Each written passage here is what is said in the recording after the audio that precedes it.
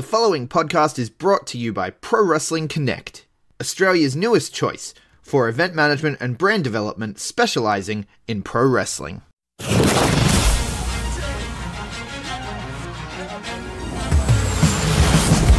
now, the B Plus Wrestling Podcast. Watch global. Support local. It's the B Plus Wrestling Podcast. The moves. B plus. Check it out! Here we go! You wanna mess with us? 'Cause we're steady on the ground. Hello, and welcome to the Wrestling Landscape Podcast. I am your host, Lance Larson, and the Wrestling Landscape Podcast is the casual wrestling podcast, the informal wrestling podcast. And on today's episode, we have yet another Tokyo Dreamin episode, as there's always a million things going on with Japanese wrestling, and especially as the G1 is finally in full swing. We have the next 3 days in a row of G1 shows. We will keep busy with our eye on Japanese wrestling. So today, we have no G1 talk, because I'm trying to cover all these other shows before the G1 gets in full swing. So today we're talking about All Japan, Stardom, and SEAdLINNNG. And on Monday or Tuesday, I will be recording another episode covering not the first three nights 2 through 4 of the G1. And we will go from there. So, let's jump right in to All Japan Pro Wrestling's Fan Appreciation Night Summer Festival 2019 on July the 10th. Now, several table setting things to talk about All Japan before we get going. So, in the latest Wrestling Observer newsletter, Dave Meltzer said that All Japan has jumped up to the number 2 spot in Japanese wrestling. Again, he's not talking about quality. He's talking about revenue and attendance and exposure. I read that, and I did not believe it for a second. So, hopefully in the next few weeks, I'm going to find some time to go through All Japan's, Dragon Gate's, and DDT's attendance over the last 6 months. Obviously not every show, not every show, I might just do like the Corkins or some kind of benchmark I'm going to have to figure out, but there's no way. I understand that All Japan has grown in the last few years. I understand that Dragon Gate is lower than it was a few years ago. But I would be very surprised if All Japan really has jumped both Dragon Gate and DDT to get to that number 2 spot. And I guess maybe if you're factoring in Tokyo Joshi Pro or factoring out Tokyo Joshi Pro as part of DDT, I don't know, man. That was just incredibly surprising. I don't know that Dave actually crunched any numbers to come to that conclusion. So, we'll see what I find in the next few weeks, because I didn't buy it for a second. I still don't buy it. They're doing better. They sold out their, their July 3rd show? Or their June 30th show. I think it was June 30th is when it was. They sold that out at Korakuen, which is good. Good for them. Not every Japanese company can do that. But that was a big jump for me. So, on this specific show, the Fan Appreciation Night Summer Festival 2019, which is an incredibly long title, it was only a 5-match card, but as longtime listeners know, when it comes to All Japan, I am underwhelmed with their undercard. So I usually only watch the top match or two, sometimes the top 3. Now this was a 5-match show. It would have been very easy for me to just watch the first 5, to just watch all 5 matches. Because let's be real, the first 2 really weren't going to be that long. But, because of my trepidation, I still chose to only watch the top 3 matches. And let me tell you, the third and fourth match of the 5 matches confirmed to me that me watching the first 2 matches would have been a waste of my time. I am so glad that I only watched the top 3. To be honest, I kind of just wish I watched the top 2. And really, all I needed to watch was the main event. If this was a busier week, if I had another non-New Japan Japanese show to watch this week and round out this episode, I would have only watched the main event. That was the only one that interested me enough to be like, oh, I have to watch that. But I was like, you know what? Only talking about All Japan, Stardom, and SEAdLINNNG. We'll go over the top 3. Some interesting folks in those. Reminded me that the top of All Japan's cards is the only part of the card that matters. So, and especially on these 5 match shows, probably only the top match, maybe the top 2. It's a big show, you're looking at the top 3. So, I continue my cautious optimism of All Japan because of how much I love Kento Miyahara, but of how much I hate some of their lower card fellows. So, so we're not talking about the first 2 matches. Don't even know what they are. We're going to jump right into match number 3, which is Jake Lee, Koji Iwamoto, and Naoya Nomura defeating Joel Redman, Hikaru Sato, and Osamu Nishimura. Now, Jake Lee, Koji Iwamoto, and Naoya Nomura. I can never say Nomura's first name. Yeah, I will exclusively call him Nomura henceforth. So, obviously, those are some fairly pushed acts. Other sources that understand Japanese wrestling far better than I do, especially Deeper Puro, have commented that Lee and Nomura are the younger guys pushing to be new stars of the company. Not necessarily replacing Miyahara, but really in addition to, which is smart, because right now Miyahara's the only, star of the company. Ishikawa and Suwama are solid hands and they're very good. But Miyahara's the only star of this company. So putting other folks, at least in that circle, that elite circle, maybe even having a top 3, I think is a smart idea. But obviously they're not quite there yet, but they're still pushed to acts because they want to get there. Iwamoto, former junior champ, now a current tag team champ with Jake Lee. Somewhat featured in the middle of the card. A higher middle card act. Third to last on a lot of big shows. So you would think that this match would have something of a spotlight. With these 3 guys in the same team, this match would get some time. They'd want to have a good match, and they'd want to make all 3 of them look good. This match got 9 minutes. I was severely disappointed. Severely too strong. I was somewhat disappointed when this match ended and it was only 9 minutes. I expected showcases for Lee and Nomura, at least, and most likely Iwamoto too. I enjoy all 3 of those guys. They all have bright futures ahead of them. And it just wasn't the case. There was some cool action. It was kind of back and forth.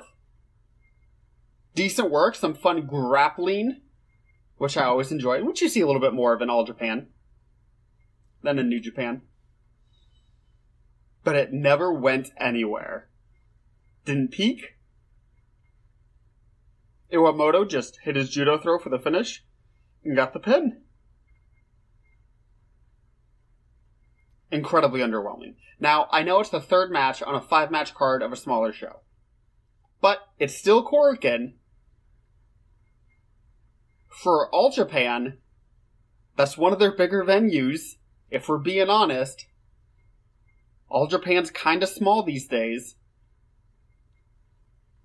I would have thought something more, especially with those involved. Now, I want to take an aside and talk about Joel Redman. I really fucking like Joel Redman, particularly in All Japan. He needs to be around more. I'm not saying he necessarily needs a push, but he should be featured a little more. Kind of surprised I haven't heard his name come up, in any other circles. Talented guy, good body, handsome, obviously talented worker. What's the issue? I know he was in NXT a while back. Kind of surprised no one else has given him a look. Anyway, so that was that was that. When I get to the main event, I'll talk about this a little more, but I would have taken 5 minutes from the main event and put it here. I don't know why this match couldn't have gone 15 minutes. Tried to peak a little more. Feature Lee Nomura and Iwamoto a little more. Very surprising to me. Not a bad match at all. Enjoyable even. Far too short. Didn't make anyone feel special. In the semi-main, we had Kento Miyahara, the ace of All Japan, teaming with Yoshitatsu and Yuma Aoyagi as they defeated Shuji Ishikawa, Suwama, and Yusuke Okada. So this was a fun match. Miyahara is obviously very good. Ishikawa and Suwama are obviously very good. Yusuke Okada made a beeline for the champ in this match, so I didn't know if that was going to lead anywhere or whatever. It certainly didn't, as Miyahara pinned Okada for the finish.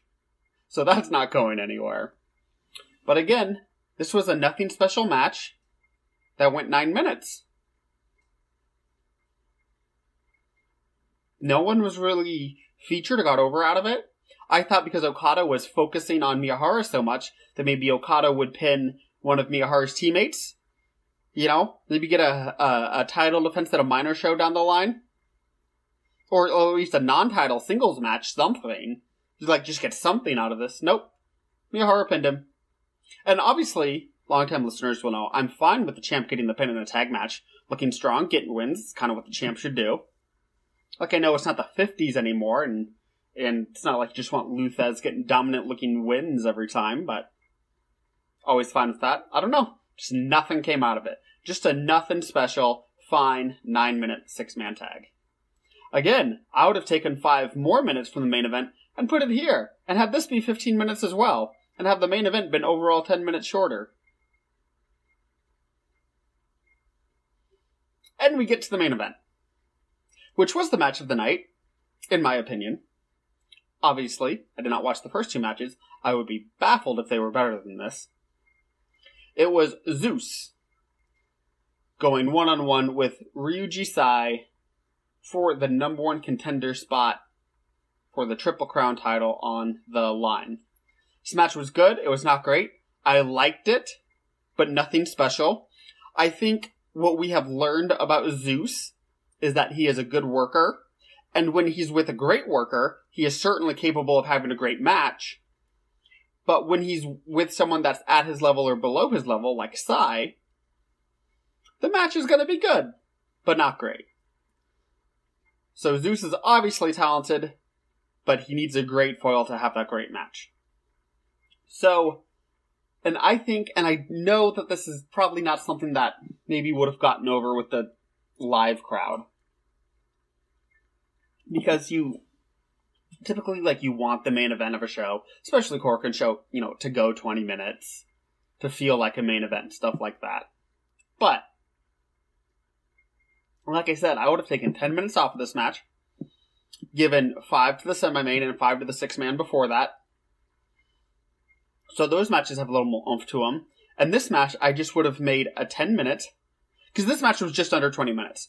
So this one, I would have just made it a 10-minute, all-out, war, attack fest, I don't know the right fucking adjective for this, where it's just chops, kicks, lariats, Zeus fucking suplexing Sai all around the fucking ring, and these guys just going to town on each other for 10 minutes, and then you go do whatever go-home stretch you want to do.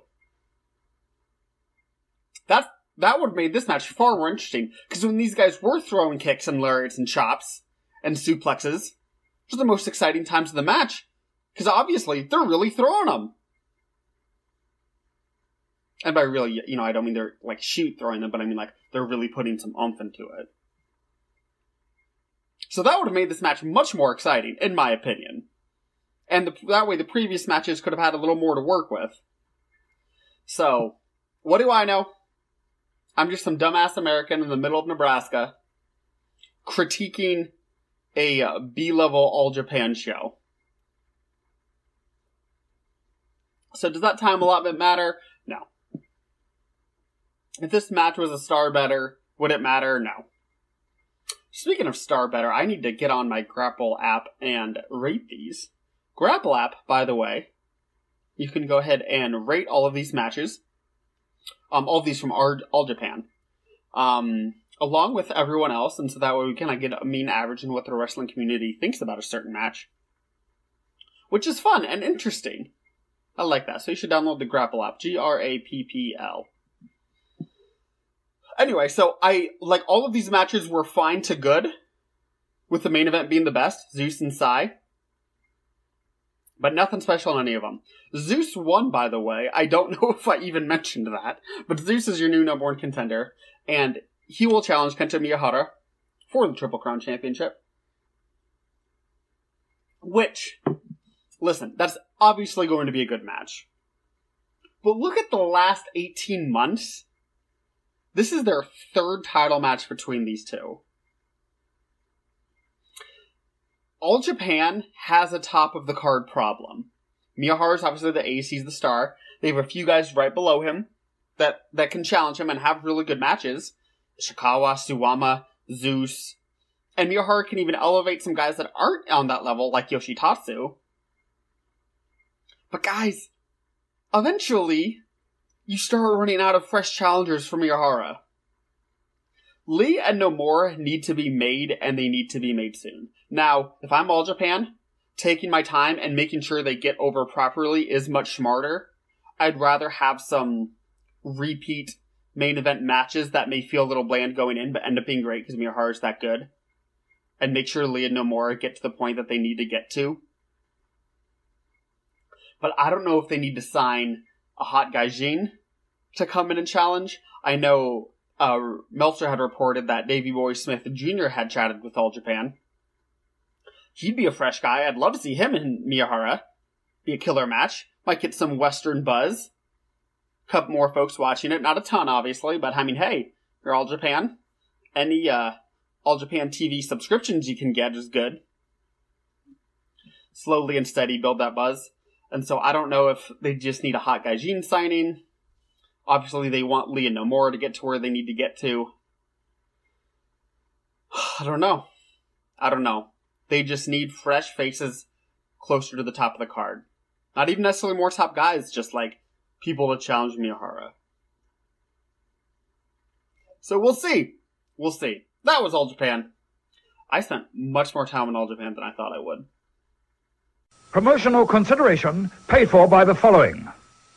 This month we are sponsored by Grapple, a fantastic new wrestling app available on iOS and Google Play completely for free, where you can rate all the matches that you watch in WWE, Impact Wrestling, New Japan Pro Wrestling, all across the world, and we are even getting Australian wrestling involved in the Grapple app rating system as well, starting with PWA Pro Wrestling Australia. Their green label event from the other week is up there. The black label event, All Eyes on Troy, is up there. And the last 2 years of events, at least, are up on Grapple right now for you to rate so that people can get around our Aussie wrestling and see that we are just as good as anywhere else in the world. Basically, Grapple is a Rotten Tomatoes for wrestling. Now we all get a say. It is the democratization of match rating systems for pro wrestling. It's amazing. So I get a say, you get a say. You can follow me on there at Greg Unchained. You can follow Big Boy Mikey at B+_Big Boy. At Mr. Mysterious is on there. At Danders is on there. At Jay is on there. We're all on there rating the matches that we watch.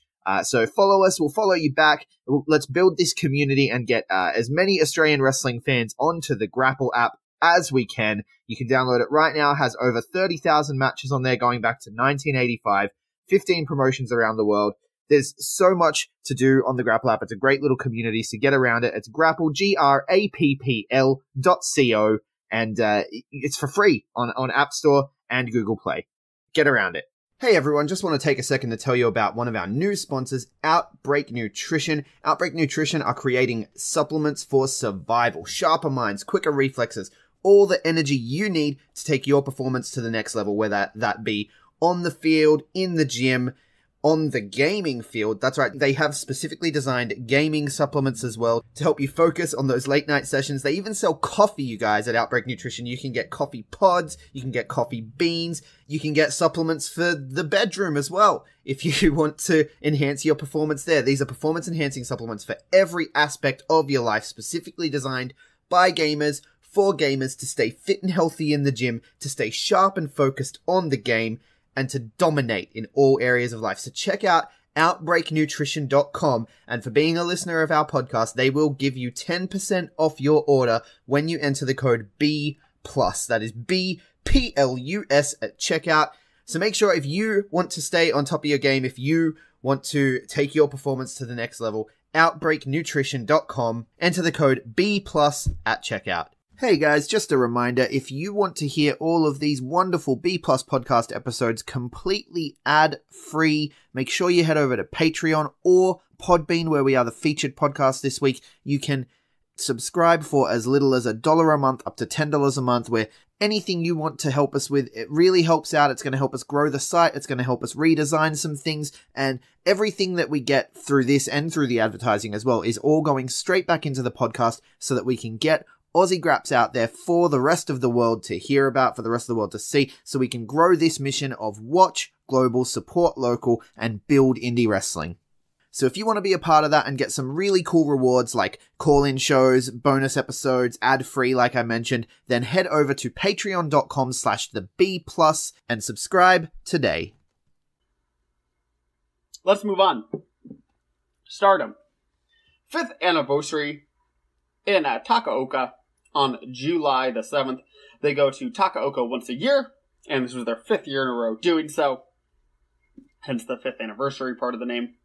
In the opener, we had Konami defeating Saya Iida, which is a fine match. Exactly what you'd expect out of a Saya opener. She had some good hope spots. Konami obviously got most of the offense and got the win. Saya does look really good, by the way. I think she's looking very tight in the ring. I think she's athletic enough. And I think she's good at playing that underneath babyface, which she obviously always does in these openers. So I look forward to her future. Next, we had Jungle Kiona defeating Starlight Kid and Hazuki in a triple threat match. Okay. Triple threat matches, as I will comment again on the next show I'm going to talk about, in Joshi, are awesome. Have you ever seen a bad triple threat match in the world of Joshi? No, you have not. They don't exist. So this match was no different. It was kick-ass. Lots of fun creative spots, incredibly fast-paced, all the work was solid, really, really enjoyable. Never skip a triple threat match in Stardom, SEAdLINNNG, Ice Ribbon, nothing. Never do it. So Jungle Kiona gets the win. Next, we had Saki Kashima and Zaya Brookside teaming up to defeat Leo Anazaki and Utami, whose last name I refuse to even try to pronounce because I make a fool of myself. Utami's just much easier for me to say, so I'm going to stick with that. This match built very well. I thought the third act was definitely the most exciting of the match, which is generally what you want, which is pretty much what the workers are almost always going for. So good on them. All four of them are good workers, like it showed here. Everything was tight, everything looked good. Kashima and Brookside get the win. So again, a thumbs up match. Nothing special, but really solid and enjoyable. Which is really how I feel about this whole show, and how I generally feel about Stardom shows in general. Obviously, every now and then you get a match that pops out as, holy shit, that was fantastic. But so much of the time, it's just top to bottom, every match was good and enjoyable and a thumbs up. They just have really, really, really solid shows and a really, really, really solid roster. Even the gaijin they bring in, even if I feel like they're not great in their home promotions, they come to Stardom, and all of a sudden they're really solid. Like Zoe Lucas, whom I've talked about several times on this podcast. Speaking of Zoe Lucas, in the semi-main, she teamed with Bobby Tyler and Hana Kimura to defeat AZM, Momo Watanabe, and the Red Belt champion, Bea Priestley. The Red Belt is the top belt in Stardom. The actual name of the belt slips my mind. I just know the Red Belt's the top belt, and the White Belt's the secondary belt for the singles championships, which is really easy for me to remember, because in WWE, the Universal title, the top belt, is red, and the IC title is white, and it's the secondary belt. So that's how I remember that. Anyway, this was a kick-ass match with millions of pins and submissions broken up. Because there's 6 of them in there. There's always something happening. There was no downtime in this match. And this is something I also really appreciate about multi-person tag matches in Stardom. There is never a dull moment. And it's so easy to watch, and it's always so exciting, and they're always so creative with the spots they're doing, and every spot looks good. The solidness of this roster is fantastic, and really underrated. Part of the reason why I don't think Stardom gets as much buzz, I think there's several reasons, but one of them is they don't necessarily always have that big match that peaks super high, that's like 4 3/4, that like gets the internet buzzing for a day or two. They're always really, really good though. Like, the lower matches might be like 3.5, 3 3/4, but then it seems like all the other matches hover around 4. So really, really solid shows. Then in the main event, we had Toni Storm, Mayu Iwatani, and Arisa Hoshiki defeating the Oedo Tai team of Kagetsu, Andras Miyagi, and Natsuka Tora. Very good. Oedo Tai did Oedo Tai things, obviously. They jumped them and brawled, and obviously hearing these 6 names, there's no way this match wasn't going to be good. Arisa Hoshiki is terribly underrated. She's so fucking good, especially with her strikes. As I commented on my Pro Wrestling Eve Wrestle Queendom 2 review a couple weeks ago, or however long, was that a couple weeks ago? Oh Jesus, time fucking flies. I don't even know what day it is. I mean, it's Saturday, I don't know what the date is today. Anyway, again, really solid match. Really cool spots. The finish I thought was kick-ass. There was a million strikes, and then Toni Storm hit the strong 0 for the finish. Not the Storm 0, which is that almost Tiger Bomb looking like power bomb that she does in NXT UK. The strong 0, which she does in Japan, which is that quick spike pile driver. So Storm gets the win, and again, really, really strong show top to bottom. I really enjoyed this match. No one match stood out to me as like, oh fuck, 4.5, 4 3/4. But everything was 3.5 or above, and a lot of things hovered around 4. So good for them. And honestly, like, this was a smaller show. Like, they're not looking to have, that close to 5-star classic or try to have as good a match as they can. They're saving that for Korakuen and for some of their bigger venues. Because think about it, the only one-on-one singles match in the show was the opener. So they're clearly not looking for that. But good on Stardom. Again, we are inching closer to their 5-star Grand Prix tournament, which I am very much looking forward to. I am excited about. Got my words mixed up there. And I don't know, so obviously I'll be covering it. I don't know if I'll be doing like extra Tokyo Dreamin episodes during the week and try to do 2 a week to keep up with the coverage. We'll see. It might depend on how much Japanese wrestling there's going on at the time. So, we'll cross that bridge when we come to it, but I do expect to cover every match that Stardom puts on their streaming service. Next and finally, we have SEAdLINNNG Shin-Kiba 14th night, June the 28th. Was this only a 5-match card? This also was only a 5-match card. Wow. We had 3 5-match cards that I'm reviewing here. And the first one, I couldn't bring myself to watch the first 2 matches. Now the completionist in me is annoyed that I didn't just watch the first 2 matches, even if I would have hated it. Anyway, let's jump into this. We had Makoto Shindo defeating Mei Hoshizuki and Tsukushi. Okay, so as longtime listeners will know, I mention Alex Cyber Squad, or Alex Love Joshi, or whatever Twitter handle it is this week, as someone who watches a lot more Joshi than I do, so when I have a question about it, or he recommends something, I usually go out and see it. This was one of those matches where he was like, the high-speed triple threat that opens up the show was awesome. So I was like, oh, I want to make sure I watch that show, and particularly this match. He was not fucking wrong. This triple threat was fucking awesome. Again, triple threat matches in the world of Joshi are almost always good. Never skip these. So this high-speed match was fucking kick-ass. There was a million a million quick little spots and out of nowhere pins, and this shit was fucking great. Amazingly smooth, by the way. Like, every single movement was that of a gazelle. So talented in there. God, I fucking love these high-speed three-ways. Anyway, Makoto Shido gets the win. And it was just a kick-ass match. Which I don't...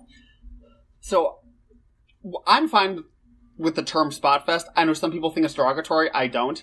But when I say it, some people think that, like, there wasn't any good psychology in it or anything. This match had excellent psychology. It had excellent three-person psychology. Where everyone's doing something that makes sense based on what's happened before and where they want to get to. Everything made sense in this match. So yeah, it was a spot fest in the sense that millions of things happened and there were lots of cool spots. But fuck, everything made sense and had excellent psychology. So it's a spot fest with no derogatory behind it. No derogatory intent? There we go, that sounds better. It's better English. Next we had Amazon over Kaho Kobayashi. For those that have kept their eye on the world of Lucha Libre, Kaho Kobayashi recently had a hair versus hair match at CMLL's Hushio Final. Must have been a month ago now. Yeah, coming up on that. So, her head was buzzed. And this was not her first match back in Japan, but it is still early on in her return to the land of the rising sun, because she had a bit of a sojourn in CMLL and did pretty well. From what I saw of her. She wasn't on the Friday shows every week, but she was a lot of the weeks, and I thought she did well. And especially that hair versus hair match with Ampola, I thought was awesome. And from what I understand, most everyone did too. I think that was consensusly regarded as a very good match. So, she's a very good worker. Which made this match kind of disappointing, because she went against Amazon, who is a big person wrestler. And so, because she was so much smaller than Amazon, they did a big person, little person match. And it's like... So it was fine. Like, there was nothing wrong with this match. Nothing wrong with this match. Everything made sense. Like, most everything looked good. Like, this was a gentleman's 3 match. But there was nothing to it. Like, it's a big person, little person match. You've seen a million of these. Like, a picture of that, and that's what this is. Like, Kaho's good at selling, she was good at her hope spots. Amazon was good at no-selling some of Kaho's spots. And just being a big beast. So, like, it worked. But there was nothing to it. So, Kaho, who is excellent, selling for 80% of the match, just kind of took me out of it, because I want to see her do work. Like, literally. So, in that sense, it was kind of disappointing, but it was a good match. And it was also kind of disappointing that Kobayashi didn't get more hope spots because Amazon ended up getting the win. So it's like Amazon just dominated. A small comeback from Kaho, and then Amazon cuts off and gets the win. So, not what I would want out of a Kaho Kobayashi match, but that's what we got. Next, we had a tag team match. Asuka and Makoto defeating Maria and Takumi Iroha. So this was a kick-ass match. I really enjoyed it. There were some, I wrote, insanely crisp kicks, which a lot of times when I'm talking about JC, I talk about, oh, that was really stiff, that was really tight. What I mean on this is, obviously the kicks were good looking, like they were tight and safe and good pro wrestling kicks. But the selling was so spot on, and the timing of the sell was so perfect on some of these kicks. Like, not even any one person in particular, just like, there were several spots between all 4 of them, where just like, oh, the kick was good, and the sell was perfect, to where it looked like the person was murdered. It was just very excellent pro wrestling on some of these spots. Just picture perfect. Anyway, so the story of this match was that, Asuka and Makoto got the heat on Maria.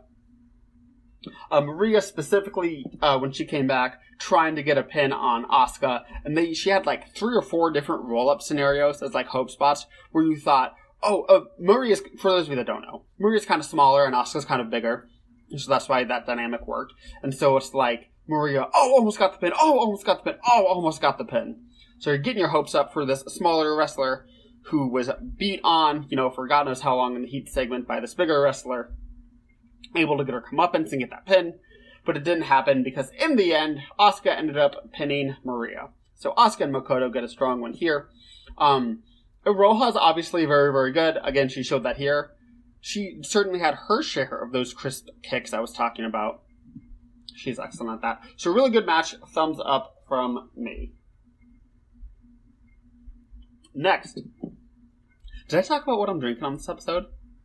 I'm just having a single cup of coffee. I believe it is still that Costa Rican single origin. Yes, it is, because I haven't bought anything since. Yeah. Again, brewed via the French press method. Can't remember if I talked about that at the beginning of the episode or not. If I did, I apologize. But it's keeping me going because I was a little sleepy.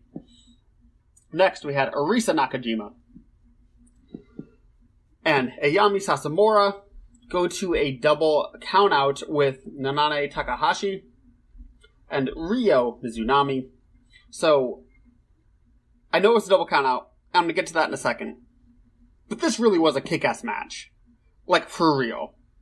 It was fucking non-stop action. There was always some cool spot happening. And again, just because it was a spot fest doesn't mean it didn't have any psychology or story or that it was a bad match. Really enjoyed this match. It was fucking great. Just because shit's always happening doesn't mean it's a bad match. Blows my mind when people complain about that shit. Anyway, awesome match. So much so that if it weren't for the finish of a double countout, really all it was that everyone was brawling on the outside, the ref got to 20. Which is kind of lame. So if it weren't for the finish, I honestly would have thought that it would have been one of the better tag matches this year. That's how awesome this match was leading up to the finish. Fucking loved it. So, obviously this is going to lead somewhere. I can't imagine this just being the end of it, because that makes no sense. So, whether it's a exact rematch, whether it leads to a 6-woman tag, whatever, I am here for it. In the main event, we had Himeka Arita and Miyuki Takase defending the Beyond the Sea tag team titles against Hiroyo Matsumoto and Yoshiko. Really good match. Yoshiko and Matsumoto brought the pain, where if you're familiar with those two, that makes all the sense in the world. Yoshiko's a bigger wrestler, and Matsumoto will just fucking kill you. For those of you that watched the Mae Young Classic 2, Matsumoto was involved in that, if you recall. So, the challengers are obviously the bigger, stronger of the ones. Not even necessarily bigger, just like the more intense ones. Ishii, Suzuki kind of mentality. So Chance tried to fight them off, but the challengers were just too much, so Matsumoto and Yoshiko get the titles. They are your new Beyond the Sea Tag Team Champions. Tons of action. The match was very, very smart, I thought. Again, incredibly psychologically sound, even though there's lots of spots happening. You can sense a theme on a certain kind of wrestling I'm trying to defend here. It was incredibly well worked. Everything looked good. Really, really enjoyed this match. So you have new tag team champs there. And then something that blew my mind afterwards was Takahashi, from the previous match, who was in that double countout, came out afterwards. Now, I don't speak Japanese. There's no subtitles. But typically, when someone comes out after a main event that's a title match, that person is there to challenge for the titles.